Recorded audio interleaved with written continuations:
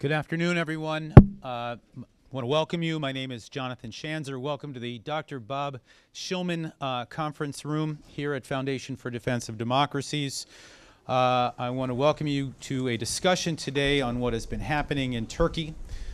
Before we start, I want to just actually thank FDD's event team. We actually had to pull this together pretty quickly, as you can probably imagine. Look, I think it's safe to say that this has been a remarkable week, not even week yet. What began with a few tweets that I was reading about some strange bridge closures in Turkey on the Bosphorus soon evolved into stories about a potential coup, then confirmed as a coup attempt, and it was a failed coup, and now we've reached a state of emergency. Here at FDD, we're deeply concerned about the authoritarian trends that we're seeing in Turkey. Of course, we've been watching with deep concern about other issues, the gas for gold scheme, illicit finance issues, ties to Hamas, and now we've reached, I think, a new and troubling phase in Turkey's modern history. We are pleased here to feature several of FDD's very impressive Turkey team. Before I hand this over to John, I just want to ask all of you to please turn off your cell phones, or at least set them to stun, as we say. And I want to hand it over now to FDD Senior Counselor John Hanna. Great. Thank you very much. Thank you, Jonathan. Let me add my welcome to everybody. You know, even before the extraordinary events of this past week, it was already shaping up to be a very hot summer, and I'm not just talking about the heat and humidity here in Washington. I'm talking about world events that just seem to be happening at an increasingly fast pace, with just one major development following another, eclipsing another. And often it seems to me that these things are happening at an accelerating pace, from Brexit to these terrorist atrocities in Orlando, Istanbul, Nice, to these our own rising tensions here at home. These tragedies in Minneapolis and Baton Rouge and Dallas, and that's without even mentioning the unprecedented nature of our presidential election here. It's just one piece of news after another, and while I think it's tempting and perhaps in some ways reassuring to view all of this, these developments in kind of a splendid isolation, I'd submit that it's hard not to also feel like this rising tide of uncertainty and instability and unpredictability in the world, to feel like these things are not in some ways connected, that there isn't some kind of broader unraveling that we're witnessing, some sense that things are kind of going off the rails a little bit, even on a global scale, that are both increasingly dangerous and in many ways quite frightening. So in that context, if you sort of buy into that, the attempted coup in Turkey, I think, couldn't have come at a worse time to have a major NATO ally descend into this kind of internal convulsions that we're going to be seeing in Turkey over the coming weeks and months, at a time when the United States is still attempting to wage a major war from Turkish territory against the world's most dangerous terrorist organization, the Islamic State, is obviously an extremely serious situation. Turkey's democracy, its stability, even its territorial integrity, I think, are now at some degree of very high peril, as may be, eventually, even its relations with the United States and the West more broadly, if things are not handled in a very, very careful way. We are almost certainly entering a very difficult, even a dark period that poses, I think, enormous risk to all sides and is going to require an awful lot of statesmanship to get us through in any kind of minimally positive and stable way. So to help us sort through these events in Turkey specifically, since last Friday, we're very lucky to have a very good panel of experts. You are no doubt all familiar with them, so I'll keep my introductions brief. First, to my immediate right, we've got Henri Barkey, one of Washington's foremost experts on Turkey, who heads up the Middle East program at the Wilson Center here in Washington. Henri is also, as John was hinting, he's a member of FDD's Turkey's Programs Advisory Board. And Henri is just back from Turkey. He was there over the weekend and spent some time in Istanbul, so we're glad that he's back safe and sound, but also looking forward to hear about some of what he might have seen firsthand. To Henri's right, we're also very fortunate to have with us again my friend Eric Edelman. Eric's very distinguished career in the U.S. government, he held a lot of very important positions at the White House, State Department, Defense Department, but for our purposes, most importantly, his stint as the U.S. ambassador to Turkey. And since leaving government, Eric has remained very engaged in the effort to analyze and understand events in Turkey, including in his role as the chairman of the advisory board of FDD's Turkey program. Next to Eric, we're glad to welcome back to FDD Gönül Tol, the head of the Turkey program at the Middle East Institute. There's lots to say about Gönül's expertise on Turkey, but as many of you know, she wrote what was a remarkably prescient and obviously provocative, for some people at least, article in Foreign Affairs back in May entitled "Turkey's Next Military Coup," which has quite properly received a lot of attention, no doubt huge amounts of misunderstanding, but I think we'll no doubt be discussing that further today as well. And then finally, last but not least, is my FDD colleague, Aykan Erdemir. Aykan is a senior fellow here at FDD's Turkey program, a former member of the Turkish parliament. I think Aykan has still been in Washington only less than a year now, but I think it's fair to say that he's really already established himself as one of the go-to analysts for anyone inside or outside of government trying to understand the very complicated events that are taking place in Turkey today. The way this will work is that I'm first going to pose a set of questions to the panelists to get the conversation going, get several issues on the table at least, and then we'll open it up to you in the audience for the last half of the program and your questions. With that, Henri, let me turn to you first to get us going.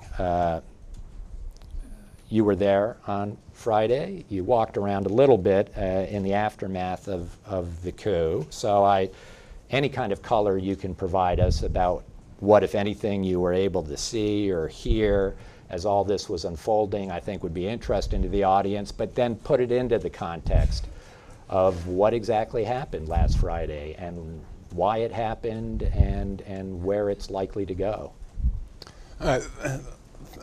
Thank you for inviting me. Let me just say that I went to Turkey on the orders of Gönül to start a coup, so that she could be proven right.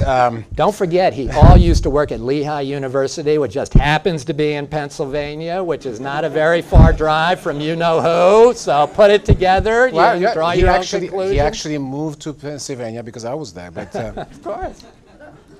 Well, in fact, to talk about color, I mean, not talk about me, but they figured out, some correspondents figured out where I was during the coup, and so there are all these rumors that why was I there, and etc.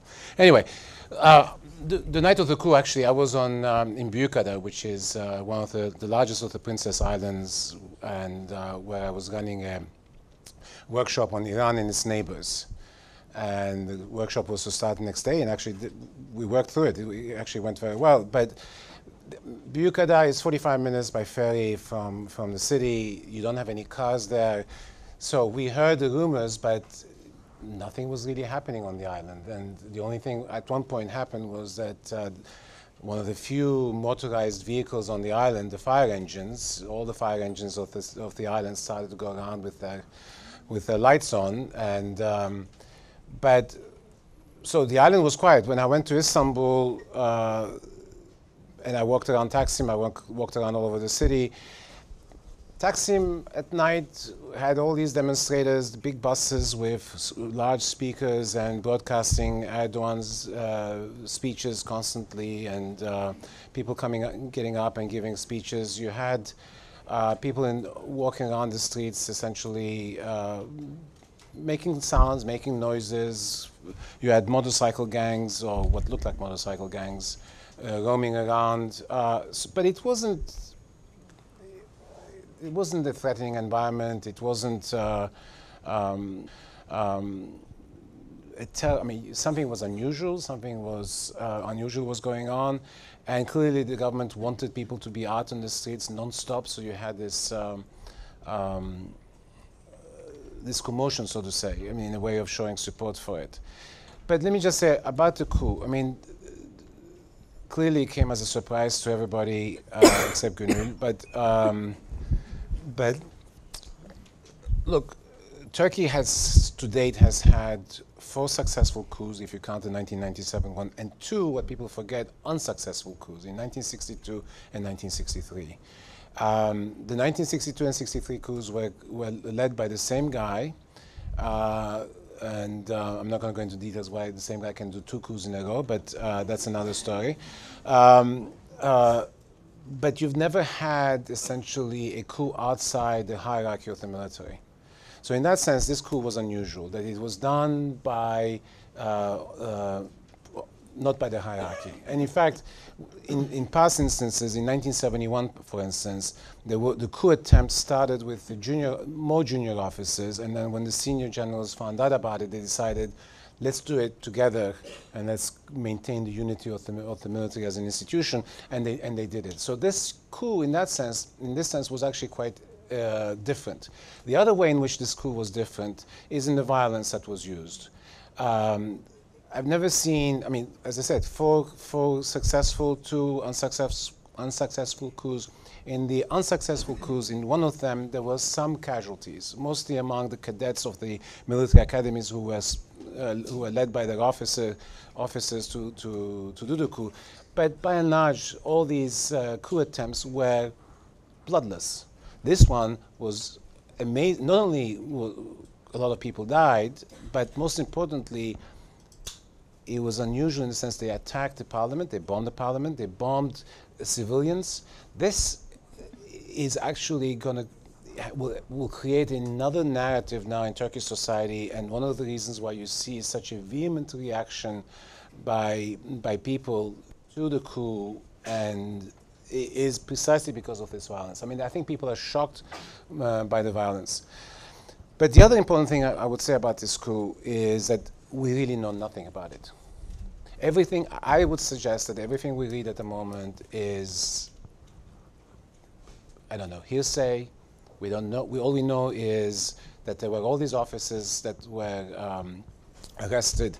I don't really understand how you have 99 senior officers, 1 star and above, who were part of the coup, and they could only manage to galvanize, what, 3,000 soldiers. There's something very fishy, very wrong about it. I'm not about to say that this coup was a kind of a diversion by Erdogan. No, it was a genuine coup by officers. How it was organized, why it wasn't it successful, why did they fail? And to me, it was very obvious within an hour of that you started hearing that the coup was in motion. I heard the Prime Minister speak, and I've lived some of these coups in Turkey, so you know that the first thing you do is you capture the President and the Prime Minister, and so these guys, in some ways, were not ready.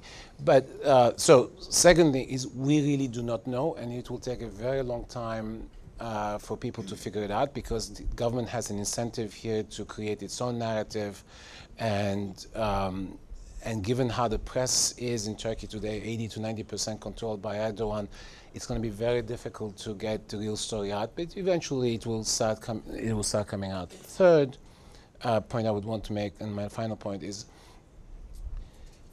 the linear projection from now on is that there's going to be a consolidation of power by Erdogan. Absolutely true. He is going to do it. He's doing it already. I mean, you're seeing it at all levels of society, especially, I mean, to me, which is dear to me, is academia, what he's doing to academia. But I would very strongly say that expect the unexpected. First of all, the cat is out of the bag. The military tried once.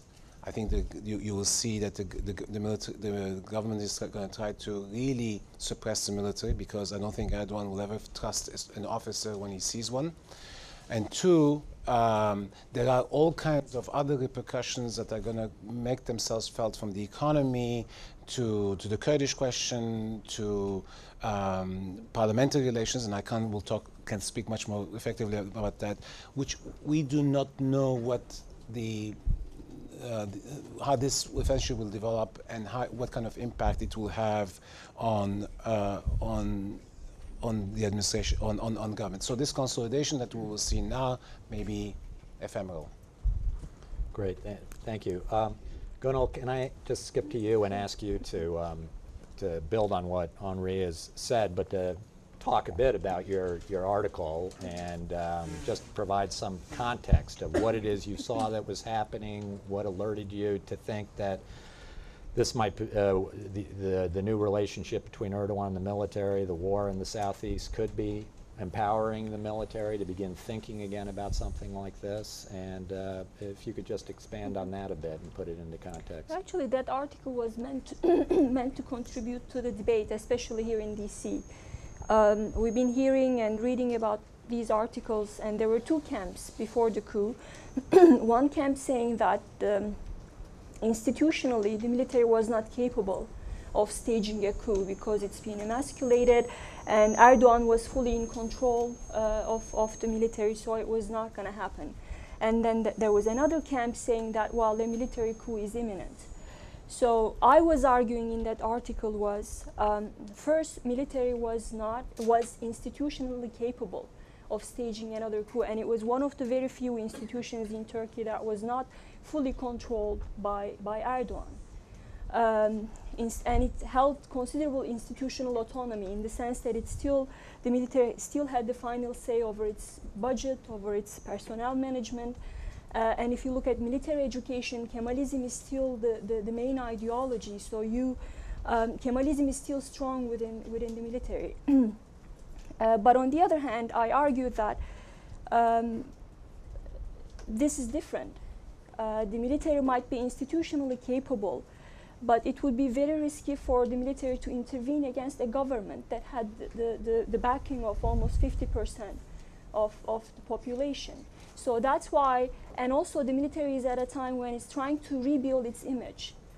And the Kurdish question, the breakdown of the ceasefire between the state and the PKK, gave that opportunity to the military. So the military was in that process. And that's why it would be extremely risky for the military to intervene against Erdogan, who is still very popular. And for a successful coup to happen, it really needed the public backing. So that was my main argument. And I also said, at the end of the day, the Kurdish question was going to determine the course of civil-military relations in Turkey. So that was the gist of what I said in the article. And I believe I agree with everything Henri said. I think this coup was a failure, and mainly because it didn't have the public backing. But on the other hand, Henri said that we don't know anything yet about what's happening, who was behind the coup. We still have some idea. I mean, the government understandably is now blaming the Gülenists, but I think that it was a larger coalition. There were Gülenist elements involved, and maybe they formed the backbone of the military coup. But on the other hand, I think it was an anti-Erdogan coalition within the military, so there were secularists and ultra-nationalists as well. And what we've been hearing from people in Turkey is that coalition collapsed right before they went ahead, because the Turkish intelligence learned of the coup attempt a few hours before. So this was a rushed attempt, and that was one of the reasons for the failure of the coup. But another was, I think, the plotters really thought that they would have the support of the anti-Erdogan camp within society, that they would be supported by the opposition, by people who have been victimized and marginalized by Erdogan. And that didn't really happen. I think all opposition parties did a great job. They were 100% behind the elected government from the get-go. And Erdogan managed to deliver a very strong message. Of course, there were many operational problems. I mean, they did not capture the president or the prime minister, so they could be able to own the narrative. And I think that demoralized the coup plotters, because when you see Erdogan on TV, basically calling on his supporters to take it to the streets, and when you see people coming out and responding to that request, I think that really demoralized, and that's on top of the collapse of the coalition that they had built. So I think that's the main reason behind the failure of the coup. And with regard to whether another coup is still possible, I mean, right now everyone in Turkey is saying that, you know, they're done. The military is not going to be able to rebuild itself soon. But I still believe that another military coup is possible, because this was not just the work of a few officers. They had a large coalition, and it can happen again. And especially those images of tortured soldiers and generals, they're not helping. The government is quite brave. I mean, they've been releasing those images. And we've heard from some of our friends in Turkey that the military is very bothered by those images. So Erdogan keeps creating and victimizing more and more people. And I think at the end of the day, that's what happened. I mean, the Gülenists, I think this coup was different in a sense that their main motivation was not to protect and restore democracy. They were victimized by Erdogan, and it was a last resort, unlike other, I think, past coups. So if Erdogan keeps hitting, and again, this is Gülenist, this is a social movement, it's not really easy to completely destroy a social movement. Despite the purge, I think they will still be there socially, and they can mobilize quickly. So I think we cannot rule out another military coup, although again, I think the public support is the key here. Again, I mean, it's, as Henri says, we really don't know a lot. The fact that a lot of military top brass have been arrested, I'm not sure it's an indication of how wide the conspiracy actually was, or it might have been very narrow for all we know. The fact that they're arresting a lot of people, I'm just not sure how reliable an indicator it is at this point. Aykan, let me ask you to pick it, because you, in terms of this debate, was another military coup possible? Have been quoted that you were doubtful of it back in the spring, I know, that you were uncertain that the military was up to this, capable of it. The rumor of possible coup was useful to Erdogan. He would use that to his own political advantage, but the possibility of an actual attempt of a coup, I think you cast doubt on in the aftermath, seeing how bungled this whole thing was. It's understandable why you might have thought that, because they seem to have been incapable of actually pulling any serious effort off. But why don't you talk a little bit about what you think happened here and why? Now, those of you who have attended earlier FTD events might remember our talks about a new modus vivendi in Turkey between Erdogan and the Turkish military. You know, I've been arguing that the Turkish military has been getting its seat back at the table. The show trials were over.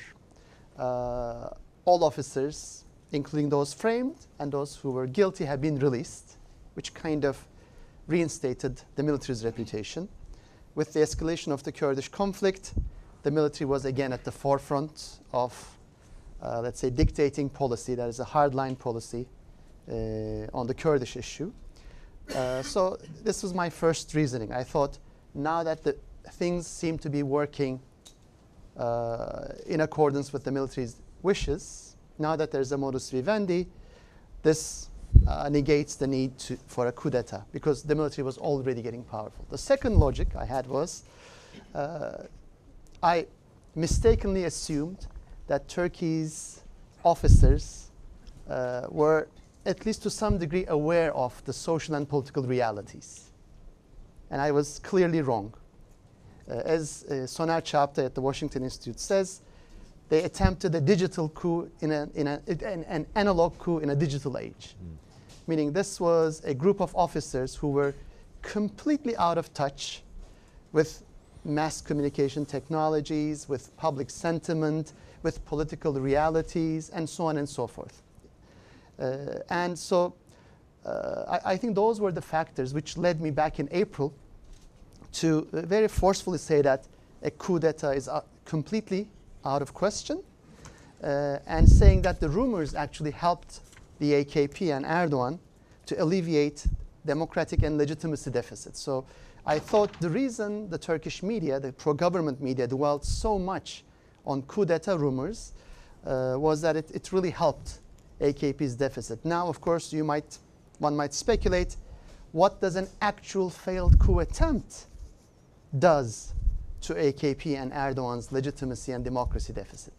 This is really a panacea. That's why Erdogan said, this is a gift from God. He is 100% right. This is a gift from God. It has, in a way, whitewashed all of AKP and Erdogan's sins. Moreover, it has given him a carte blanche to do whatever he wants. He can basically redesign, I would argue, all of Turkey's state institutions, even the political playing field. So I think from this point on, Turkey will be completely at the mercy of Erdogan. Eric, let me ask you to add on to this, but particularly from the angle of the U.S. government and U.S. interests, and how we would be looking at this and what's happening now and the aftermath with the Turkish military in particular, but just talk a bit about your sense. Well, thank you, John. It's great to be here with such a distinguished panel, and looking out into the audience, I see a number of other distinguished Turkey experts who could probably constitute yet another panel, so I'm looking forward to the Q&A. I agree with almost everything that has been said up here so far. I would say I agree with Henri that we don't know what happened yet. We need to be very careful about the sort of episodic, anecdotal information that's coming out about the coup. There are a lot of, axes being ground here, and so we need to be, very preliminary in whatever judgments we make about this. Having said that, I think that on the question that's come up about whether another coup is possible or not, I think one of the things that may turn out to be the case as we get more detail is that this coup might have actually come a little bit closer to success than people realize. Henri is quite right. One of the major points of failure was the failure to lock down the president, the prime minister, other government leaders who were then able to rally the public, because although the coup plotters didn't have, I agree with Gönül, that they didn't have the support of the public, I don't think that necessarily means that the coup was bound to fail, because you had to have someone able to activate the public. And had the coup not been rushed, as Gönül suggested, because it had been blown apparently to the MIT, I think it's possible, based on some of the fragmentary initial information, that they might have come closer than we realized. There apparently was a commando raid at the hotel at the Marmaris Hotel where Erdogan was vacationing. Apparently 2 of his bodyguards were killed, so they came pretty close. We do know some objective facts about what aircraft were flying when and where, and it appears that 2 of the F-16s being flown by the coup pilots did have his Gulfstream in their sights and may have locked on. We don't know. They decided not to fire. We'll find out more about that, but it's not out of the question that they could have taken him out of the picture here. Had they done that, the coup might have looked a lot different. Murat Yetkin yesterday in Hurriyet had a column which appears to be based on information passed by the government, so we need to be a little bit careful. But it appears, one of the anomalies I think that people have noted is something that Henri mentioned, which is that there seem to have been very few actual soldiers at key sites Normally you would lock down the parliament, not bomb it. You would lock down TRT, not come in and hold a gun to the presenter's head. So, why didn't that happen?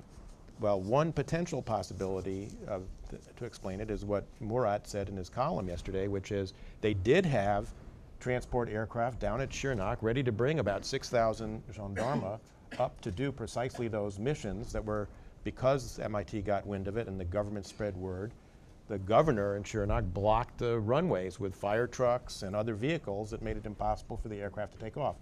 Had those aircraft taken off, if that turns out to be correct, because again, we got to be very careful about making conclusions here, but had they been able to take off and secured all those buildings and facilities, had the coup not started prematurely, it might have been successful.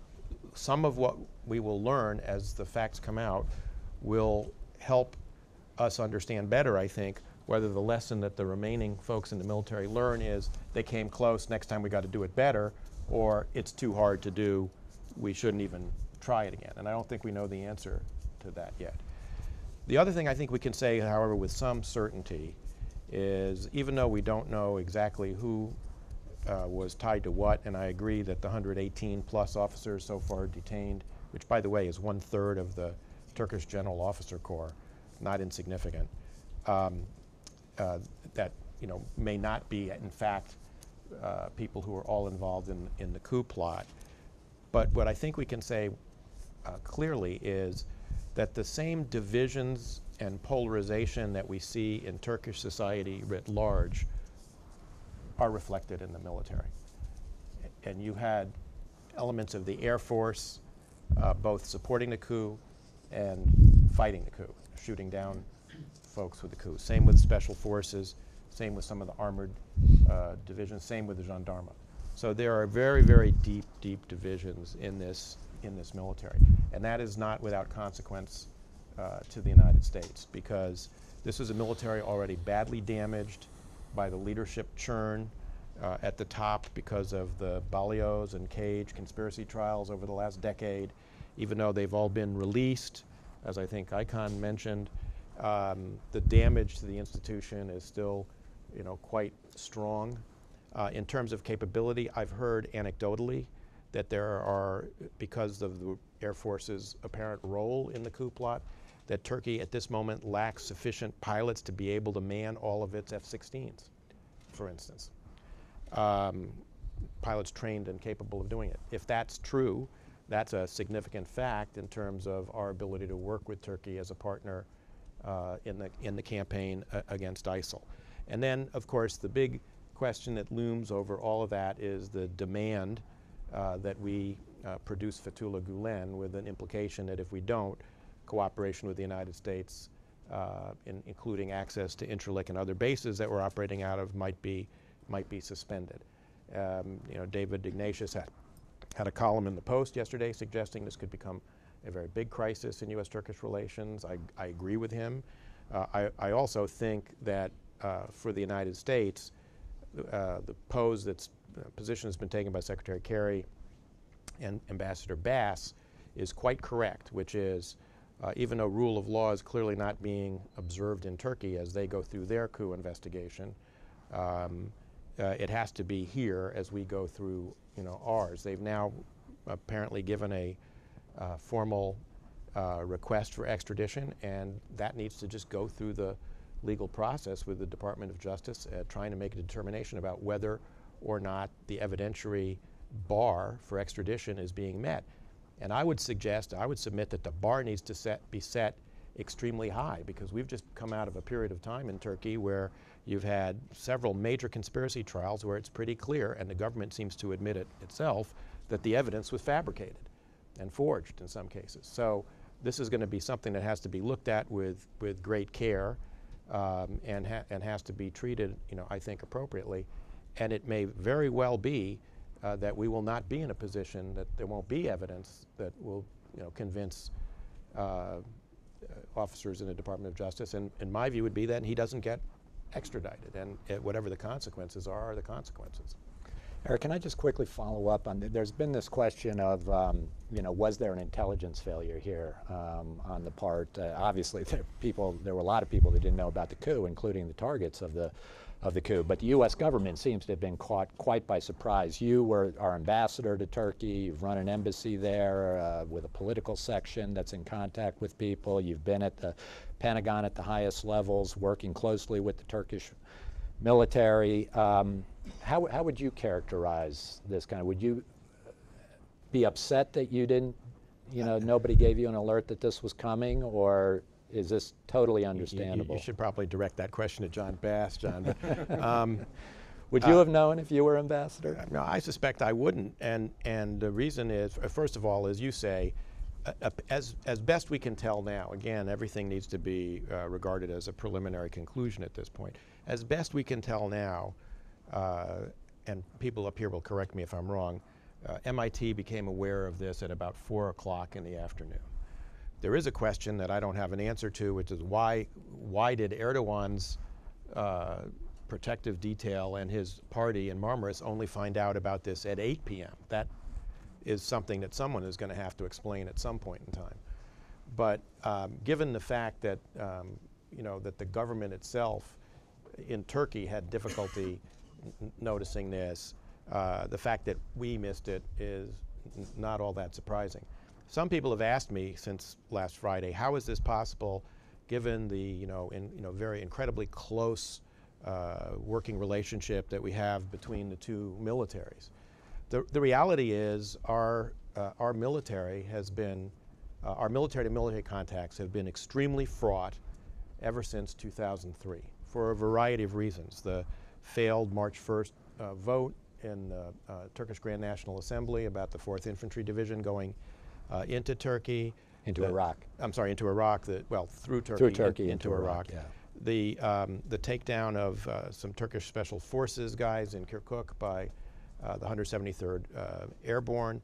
But we had a lot of tensions in that relationship.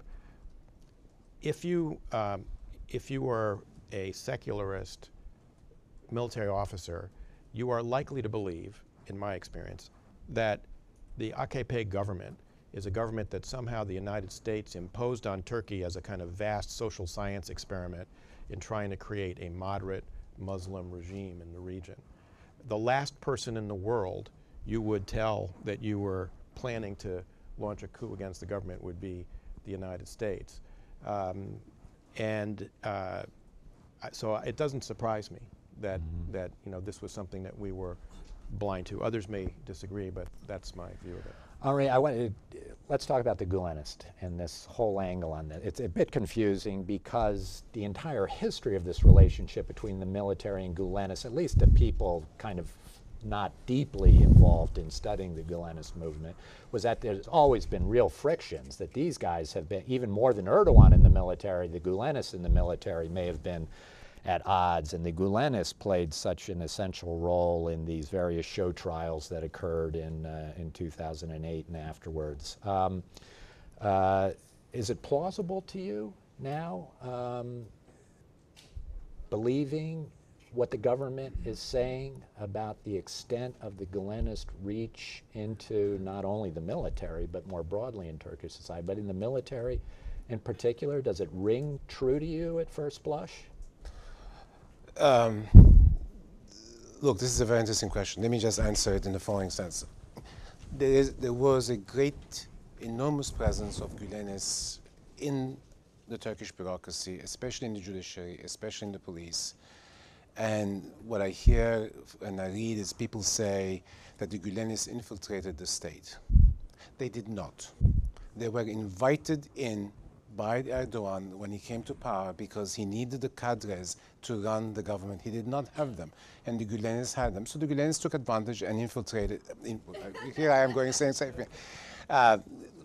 Walked into the state bureaucracy, and you saw, especially in the judiciary and the police, they had their own marching. I shouldn't say their own marching orders, but they had their own vision. Especially if you go to the southeast, to the Kurdish areas, I think they hate the Gülenists more than they hate Erdogan, in the sense that they really suffered under the Gülenist judges and prosecutors and so on and so on. So that's one category. So it's not that they infiltrated, they were invited in because the two had an alliance together. That alliance broke down in 2013. Now, the military is a different issue. The military continuously cleansed itself. Even after the military was defeated in 2007 elections when they tried to block Gül from becoming president, as a corporate body, it still maintained its identity, and as Gönül said, it's still a very Kemalist institution. I mean, so the idea that there are 103 Gülenist officers, I mean, and mind you, generals 1 star and above, so they have, by the time you become a general, I mean, you must have been groomed, I mean, they must have got in and stayed in the military and managed to hide their identity. This is the greatest trick since Moses parted the waters, I'm sorry. But because I think that's impossible. So it's much more likely. Are you suggesting that Moses didn't part the waters? Well, I'm saying, no, he did. And this is the second, okay. the second biggest miracle.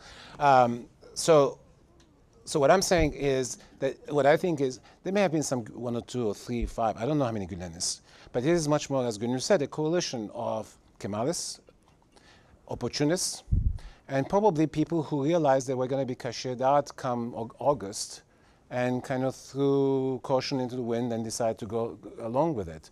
But I cannot believe that this is a Gülenist conspiracy of 103 officers. That to me really doesn't make sense.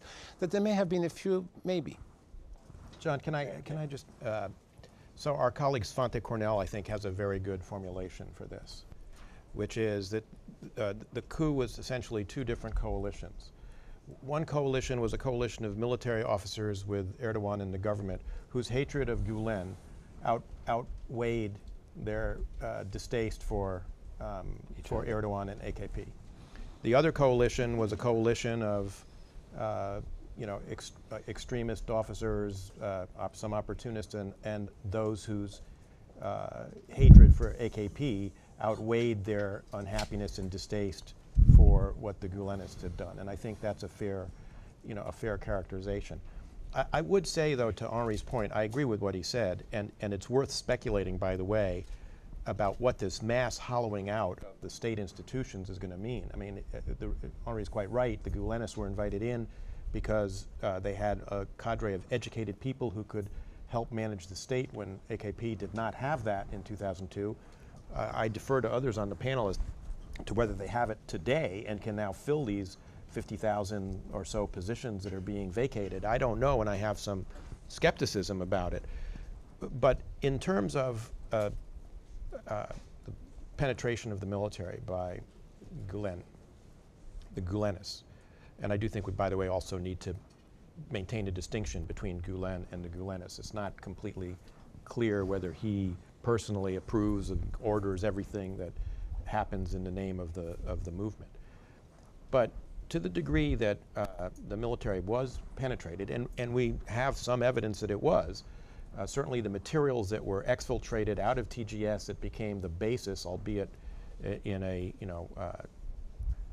adulterated and doctored way, the evidentiary basis for the Ballios and the Cage conspiracy trials suggests that somebody was inside and was able to get that information. So there's at least some evidence that this was happening. And I agree with Henri that the idea that it, over this relatively short period of time that it has happened, that it could reach the levels that the government is claiming, it beggars kind of the imagination. However, the government bears an awful lot of the blame for this, because about 10 years ago or so, they stepped in to make it harder for the military to cleanse itself, as Henri said, because when I got there as ambassador in 2003, every August 1st when the Yash met, there'd be a certain number of officers who would be cashiered for irtica. And that stopped around 2007 or 2008 at the instance of the government and the then Prime Minister, now President. So to the degree the military ended up getting penetrated by the Gülenists, I think the AKP government bears a huge share of the blame. We're running short on time, actually. I do want to start getting some questions from the audience. So let me go to this lady right here in the sweater. If you can just identify yourself and try and really keep it to a question. Hi, Rachel Oswald. I'm a reporter with Congressional Quarterly. This question is for Eric. It's playing a bit of a devil's advocate. Your argument that the U.S. should maintain a very high legal standard in examining the extradition request. Be that as it may, isn't the underlying environment that we've made a kind of devil's bargain, not only with Turkey, but other questionable allies like Saudi Arabia that have poor human rights records, but for security reasons we partner with them and we look the other way? Why should we make an exception for Gulen, particularly if Erdogan says, you either give him to me or I'm cutting off your access to Incirlik? Well, my view of this is a legal question, and we run by rule of law, and we've got to abide by it. Point one. Point two. I recognize the sort of the point of your question with regard to countries like Saudi Arabia and Pakistan, other countries with whom we've been working together, whose records might, be, to say the least, checkered on some of these issues. They're not NATO allies. They're not treaty NATO allies, and that puts, I think, Turkey in a very different category than anybody else. Meaning that we ought to be more willing to... We have certain standards that we standards are higher for a NATO ally in a case like this. Absolutely. I mean, the Secretary Kerry talked about this. I mean, I think he kind of was leaning a little forward in his skis about what we can actually do about it. But he's right that NATO is meant to be an alliance of democracies, and now, in the past, we've had plenty of countries in NATO that weren't democracies. Portugal under the dictatorship until the revolution in 1974, Greece under the colonels, Turkey under previous coups. But we've got, since 1989, we've come very, very long way from that, and that I think puts Turkey in a very, very different category. Not to mention that it is a candidate for EU membership still for the moment. And that's something that we have supported as a nation under presidents of different parties going back to 1963. Okay, let me get two questions. I'm going to go to David Pollack back here, and then to this gentleman in the front row here after David. Yeah, thanks very much. Very interesting discussion. I'm Dave Pollack from the Washington Institute for Near East Policy. I know it's early days, as several of you have said, but I wonder if anyone would like to speculate a little bit about the impact of all this on the Kurdish issue in Turkey, on the prosecution of the security dimension of it by the government, on Kurdish reactions to this. How is that going to look going forward? Who wants to take that? Let's Aykan get into this. I think there will be a few different impacts. One is, right from the get-go, the pro-Kurdish HDP made a bold statement against the coup d'etat, which is not surprising because Kurdish politicians still have very vivid memories of the 1980 coup d'etat and all the torture and the extrajudicial executions that followed. So it was not surprising. So I think that has contributed to building legitimacy for the HDP. Because right before the coup d'etat, please remember that Turkey was discussing how many of the MPs will end up in jail after the lifting of the immunities. I think now that seems to have been postponed. So that's, I think, one of the consequences. The second is the security dimension. Now that you no longer have pilots to fly F-16s, now that you no longer have commanding officers in most of the troops, and moreover, now that you have Turkey's military barracks in the southeast without electricity and blocked by fire engines and ambulances, meaning they're in lockdown because of a fear of a second coup attempt, I think Turkish military's capability to continue on the same kind of hard crackdown on Kurdish insurgents will be there. So I think in the short term, these might be the consequences. And again, just pure speculation, but I think since the failed coup attempt, we haven't seen the PKK or the splintered TAK or the offshoot TAK taking advantage of it. We haven't seen wide-scale PKK attacks. So I think we have to wait and see, but this might lead to kind of a new modus vivendi in the Kurdish issue as well. Gönül, can you just talk on that? Do you think there's any possibility of a shift in policy away from the brewing civil war that's been occurring? I think going back to the negotiations under the state of emergency rule is Impossible. impossible. And on the other hand, certainly the fight against the PKK will be weakened. I mean, this Akun Öztürk, for instance, allegedly he's the mastermind of the coup, and he was praised just a few months ago by government for his heroic efforts to confront the PKK. So all these generals who have been arrested, they were leading the fight against the PKK. And also, if you arrest thousands of people, the security establishment is very fragmented now. I mean, we would see this cooperation between the police and the military in the southeast in the fight against the PKK, but now these institutions will be extremely politicized. We've seen during the coup attempt that the police has taken the side of Erdogan. On the other hand, they were shooting on the soldiers. So we saw there's always been that ideological tension between the military, which is very, very pro-Kemalist and secularist. On the other hand, the police was more on the Erdogan front. But we've never seen a scene where the police and soldiers, the military, were fighting each other. And that's what we saw on the 15th of July. So I think this will lead to further politicization of the security establishment, which will, I think, deprofessionalize the security establishment. And that's never good news, especially for a country that is waging a two-front war against the PKK and the Islamic State. Can you say something very quickly on Very this? quick. I will take issue with Aykan. I don't necessarily see this legitimization that he's talking about. When, after all the parties supported the constitutional order, Erdogan called two party leaders and did not call the HDP leader. One.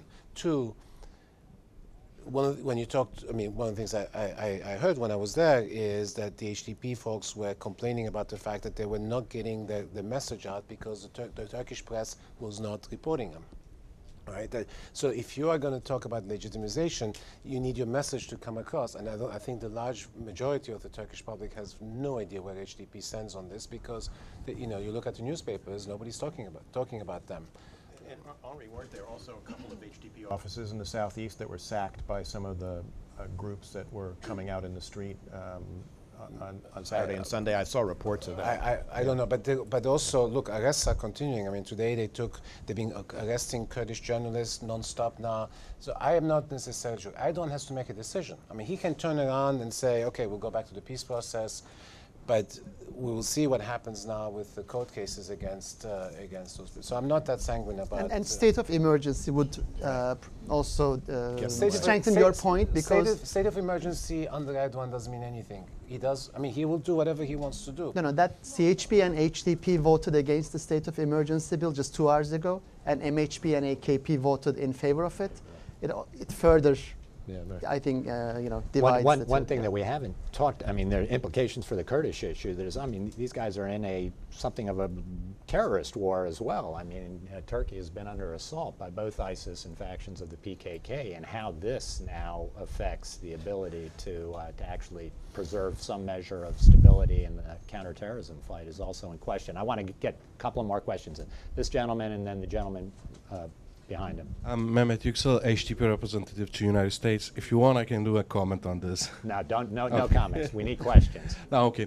Well, seeing that the generals has been arrested is not only Gülen movement, and we see a little bit that this general which has been arrested is general a little bit pro-Western generals and was involved also in arrest of Ergenekon's generals.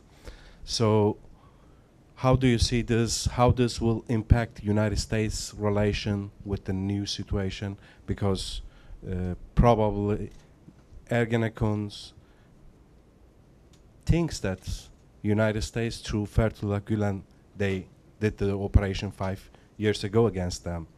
And there's rumors that these generals are more close to Russia right now.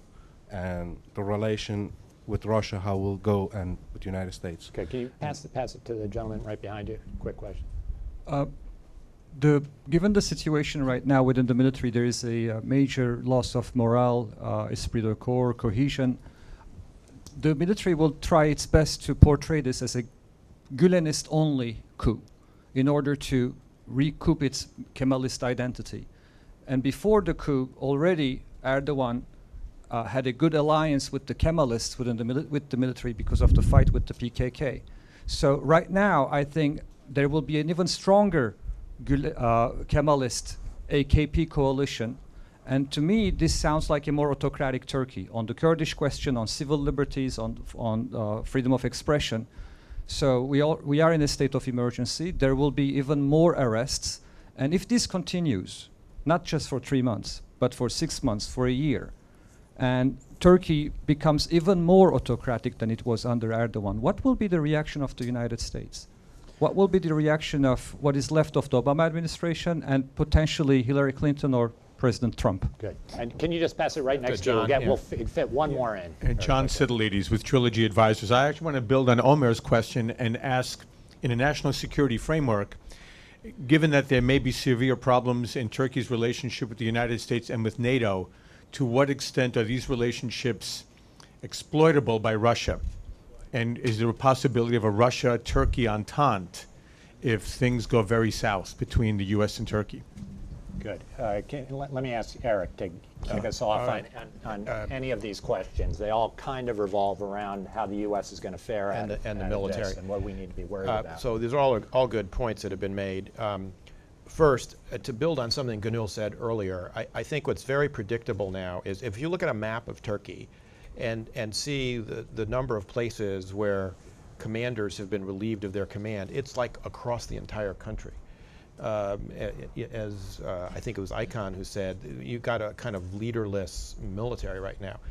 You have to put yourself in the shoes of those deputy commanders who've now been fleeted up to be commanding an air base or a gendarme cantonment or whatever. What is their number one priority going to be? It's going to be not to end up like these guys they're watching on TV who are getting their noses broken and their eyes blackened and everything else. So their number one, task for the moment is going to be to make sure there's nothing, and no anti-government activity going on, in their area of responsibility. What's going to be the remit of MIT and the police? It is going to be precisely what Gönül was saying. It's going to be keeping an eye on the military. And making sure that nothing is happening, and that if something does happen, they get more than a couple of hours warning before it happens. So the bandwidth that's going to be taken up by this in the security institutions is just enormous. So the reality, I believe, is even under the best of circumstances, Turkey is going to be a much, much less capable partner for us in all of this activity, and that's just a reality. And I think that that's even before you get to the question of, Gülen, Incirlik, all of that. To John's question, it's a very good one. I think Russia is one of the big winners here. I think Iran is the other big winner, unfortunately. Can I get Aykan or Gönül to comment on this? Is there any possibility that Erdogan, now that he's been given the opportunity to undertake these purges, that there is a anti-American bent, that he's actually targeting American generals? Do we know enough to believe that may be the case? And just on this broader point between the U.S. and Russia, is Erdogan playing with this seriously in his mind? Is he capable of doing that and actually deciding he's going to move in the direction of a new relationship with Russia at the expense of his relationship with the United States? I think with Russia, especially on the question of what will be the implications, foreign policy implications of this, I think it won't change much in Turkey's foreign policy direction. That the AKP had already embarked on this normalization of mending ties with the estranged neighbors, and I think this is going to work in favor of Russia. And now that the officer who the government is blaming a Gülenist officer of downing the Russian plane, so I think it will move forward. And Erdogan will certainly take advantage of that, especially if it comes down to if U.S. rejects Ankara's demand to extradite Gülen. So he'll do everything in his power to use as a leverage, and Incirlik is one of them. And certainly Russia is going to be another, because what Turkey learned in Syria was Russia and from the Kurds actually that they can really play the Russia card, because that's what the Syrian Kurds did in Syria. They had the support of Russia, and they were working with the US, and they were playing those parties against each other. So Erdogan might exactly do the same thing. But I think his number one priority is going to be keep the relations with the US as friendly as possible, but on the other hand, push Washington to extradite Gülen. But certainly Russia is going to be there. Aykan, any A thoughts couple on of different angles on this. One, Labor Minister Süleyman Soylu was on live TV, and he was unequivocal that this was a US-backed coup. Moreover, he said that US is behind the terror in the southeast. He means the PKK. And he said US plans and ambitions were behind the troubles in Iraq and Syria. So this was a senior government official pointing the finger to US. And since the failed coup attempt, every single day in pro-government media, there is anti-American incitement. The good thing about it is, strangely enough, other types of conspiracy theories have been pushed to the side. Because normally under these circumstances, you can have Germany, Israel, global Jewry as suspects, but now the main focus seemed to be on US only. Now, how to connect it to Ömer's also question, I think Erdogan is playing two games at one here. That is, by solely blaming Gülenists as the culprit of the failed coup attempt. And I think we are all sure that he's smarter than that. Meaning, Erdogan knows that a significant portion of the officers were involved, and he certainly knows that they were not all Gülenists. So he's using this for tactical reasons. This kind of reasoning, this rhetoric is for tactical reasons. On the one hand, I think he's trying to use this opportunity to hit the final blow to Gülen sympathizers. But at the same time, I think he's trying to salvage something. Right from his first speech, I think you can sense that he is aware that something's horribly wrong in the Turkish military. And I think he fears that he will not be able to salvage the military. So instead of kind of pointing out that this was hardliner, secularist, nationalist officers together with Gülen sympathizers carrying out a coup, he single-handedly puts the blame on one group and hopes to salvage a military that can get going after the trauma. Now, vis-a-vis the repercussions for the Russia angle, I would argue that the pro-Gülen officers, as well as some of these kind of secularist, nationalist officers, would be closer to NATO than Russia. Which means in the remaining officer corps, we might now suddenly have a disproportionate amount of what we call the Eurasianists. People who are thinking or maybe contemplating about, a potential Shanghai Cooperation Organization shift. So that's, I think, one question we might pose for the months to come, meaning will they try to drift Turkey slowly away from the transatlantic alliance to a Russian alliance? And this could also work for Erdogan because it would mean much lower, it's a really low human rights bar. Henri, quick. I think there's two contradictory things happening. On the one hand, yes, the Turkish media and the rhetoric, including the rhetoric from the Prime Minister and the President even before the coup, has been very, very anti-American. But let's look at the big picture. Today, NATO is the only thing that holds Turkey to the Western alliance. Europe is finished. Once Brexit happened, Turkey's chance of getting into Europe for another 100 years, or as Cameron said, maybe year 3000, that door has been closed. So what's left for Turkey is NATO. So Turkey is not going to jeopardize its relationship with NATO, no matter what. Even the threat of Incirlik against Fethullah Gülen I don't think there's a threat yet there. I think it's hollow. The danger is that the rhetoric at home is so poisonous that something bad will happen to an American on the street or something like that, and that will trigger a cascading set of events. But fundamentally, if he were to use Incirlik against Gülen, the reaction on Congress, which is very hostile to Turkey now, would also do, I mean, Turkey would be damaged very, very seriously. And I don't think they'll take that chance. Good. Questions? This gentleman in the back. Hi, Oren Durrell from USA Today. There's a conference in town today of all these foreign, like 40 foreign ministers and defense ministers for the anti-ISIL coalition. I'm wondering how this coup is going to impact Turkey's role in fighting the Islamic State, and also in helping, I guess, working with Europe to keep foreign fighters out of Europe. Is there anybody else back here that we can go to quickly? Anybody else? Okay, let's talk the fight against ISIS. What's happened? Impact. Eric? Well, both ministers, Çavuşoğlu and the defense minister, have both canceled their trips here, so they're not going to be participating in the summit. So in that sense, you're already seeing the early returns on this. But I think the answer is that for the moment, as I said, the security institutions are going to be, otherwise engaged. Aykan made the point that PKK and TAK don't seem to have taken advantage of the kind of dislocation that's gone on since Friday night. Actually, the same is true of ISIS. Mm-hmm. And there hasn't been a major, ISIS incident either. So, I think we're going to have to see how this shakes out. We'll start to get on August 1st when the Yash meets. We'll find out what the new slate of officers are who've been promoted.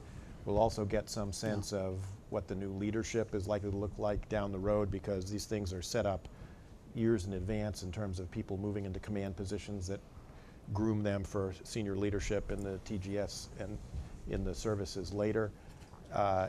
And that's when we'll begin to be able to make some judgments about what the impact is on the military, whether Eurasianist officers are becoming, more pronounced in their influence as opposed to people who've served in NATO. I mean, the other thing that's happening is that a lot of attachés have been recalled and are suspected of, in being involved in this coup plot, which is kind of interesting because you wonder exactly how central they could have been if they were in, other countries at the time that this was going on.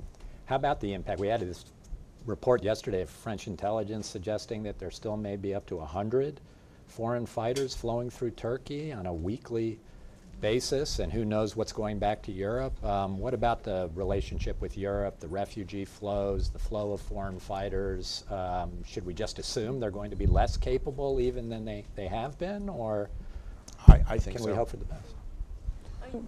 National intelligence will be preoccupied with Gülenists and hunting down the coup plotters. So I think ISIS and the PKK will not be really on the top of their list.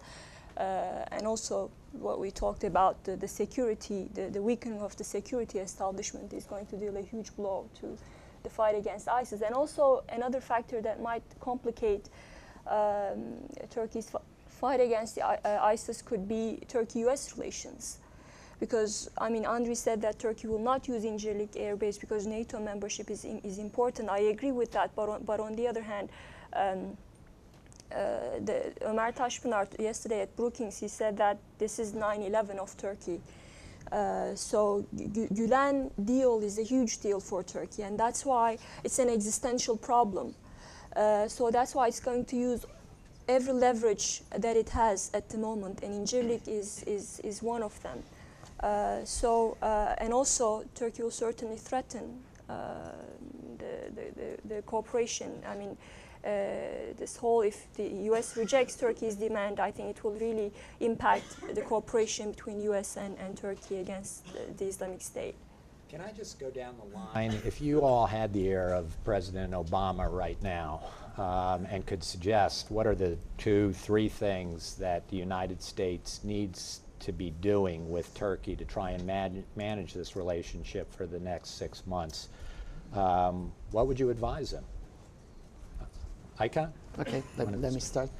I think I would start by reminding Turkey that NATO is not just a military alliance, but a political alliance, that it doesn't only defend the transatlantic militarily, but also it defends transatlantic values, and those values are enshrining rule of law and due process. And more than just an advocacy of values, I would highlight the effectiveness of those values. That is, because Turkey missed on the due process aspect and rule of law aspect, the Ergenekon and Balyoz trials not only victimized, let's say, 90% of the officer corps who were imprisoned with fabricated evidence, but also 10% who were culpable also walked free. So remind Turkey that the best way to counter a coup and the best way to make sure all plotters end up in jail and remain in jail is if you have rule of law and due process. Otherwise, there are always these boomerangs, and it will continue to keep on haunting Turkey. And right now, I think Turkish officials are missing on that. They're so traumatized, they're so fixated on revenge. Turkey is just repeating the same mistakes again and again. Gönül? I agree with Aykan. That's what I would advise him. But on the other hand, I don't think it's realistic because at the moment, Erdogan is in a war. And I don't think the US has any leverage here, especially on domestic politics and the rule of law and democratization. I mean, there's a state of emergency in the country. And I don't think Erdogan said that it's for 3 months, but I think it will be extended. And this will have long-term implications for Turkey's democratic consolidation. And we've seen that in 1987, after the 1982 coup, they imposed a state of emergency rule. And it could only be lifted gradually in 2002 by the AKP. And still, the laws, regulations that were passed by the military at the time, they're still intact. So I think this will have long-term implications. And Erdogan is ready to go all the way, and the US at this point has no leverage. But on the foreign policy front, it can certainly work in Syria, with Turkey, in Egypt, which is going to be problematic, by the way. So I think the US can play a role in the foreign policy realm, but not domestically. Would you advise, if it's not going to work domestically, is it worth even raising with him, or is it going to backfire? Right now it's going to backfire because, I mean, we've all seen the media coverage in Turkey. Anti-Americanism is at an all-time high, and the fact that there were units working out of Incirlik Air Base that were involved in the coup attempt is not helping. So the paranoia has always been there, but now the government has this concrete evidence linking the US to the coup. And it resonates very well, not just among the AKP supporters, by the way. So I think that's why the US has little leverage domestically over Turkey right now. Eric? Well, I largely agree with what Aykan and Gönül have said, although that does put one in the position of counseling the President of the United States to do things that are totally, likely to have no effect whatsoever. But having said that, I think the one other thing that needs to be, first of all, I think we need to do it publicly in terms of the values and rule of law, and I think it needs to be coupled with much more vocal expressions about the violence, the point Henri made, the violence that was used against the Turkish public by the coup plotters, which was enormous. And I think we haven't highlighted that enough in our public statements. And I think it's got to be balanced. And then the other piece of it, I think, has got to be a very, very hard pushback against the anti-Americanism, because this is not just your average garden variety, effusions of the Turkish press. We always know it's a big, irresponsible press. As Aykan said, this is ministers of the government. This is newspapers owned by the president's in-laws that ran a column the other day by Ibrahim Karagul. It says the United States was trying to kill Tayyip Erdogan, that we were behind the coup, that we were organized it. It's all an emanation of that. Right now, if I were President Obama, I would pick up the phone and say, Tayyip Bey, do you really think I was trying to kill you? Because, I think it needs to be confronted in precisely those terms. Hopefully, Erdogan's, better, smarter half of his brain would, as opposed to the reptilian part that's now in fight or flight mode, would come to the fore. Henri, look, I think the one criticism we should make of the Obama administration on issues of human rights and countering anti-Americanism, Obama has been always very meek. He's never really used the private conversation, let alone the bully pulpit. So what I was going to say is exactly what Eric said.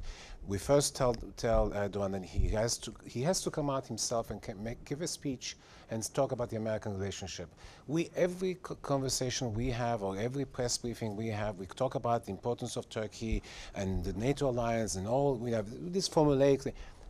Turkish leadership has never said anything about the importance of the American relationship for them. So I think if I was Obama, what I would do is force Erdogan to say something. And if he doesn't, to say, look, I'm going to go public with this, that I will ask you for it publicly. Congress is already beating down the doors to do something against Erdogan because they really did, for a whole variety of reasons, there's a great deal of antipathy on the Hill. So, but we have to push that because all these people like Karagül, the whole series of newspapers that every day talk about how the United States, by the way, the United States did the Istanbul bombing, the Brussels bombing, even Orlando was done by the United States, if you did not know that, right? So, but this is the continuous drumbeat. And by the way, all these guys who write these things, they're always on the plane with Erdogan when Erdogan travels, including to the United States. Mm-hmm. Don't give them visas. We need to show a little bit of muscle, if you want, or indignation. But otherwise, right? Otherwise, in terms of what's going to happen domestically, there's very little we can do.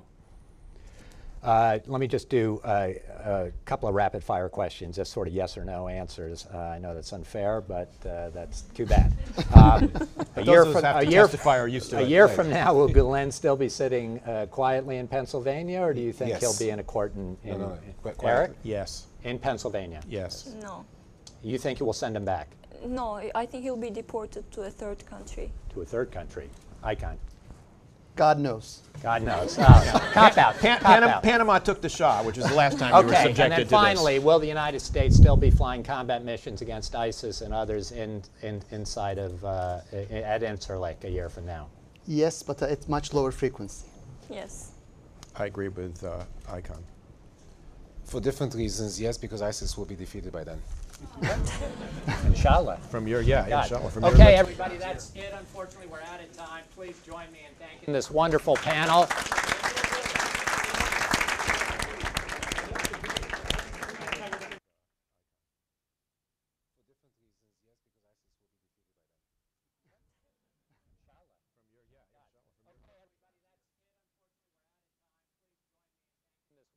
panel.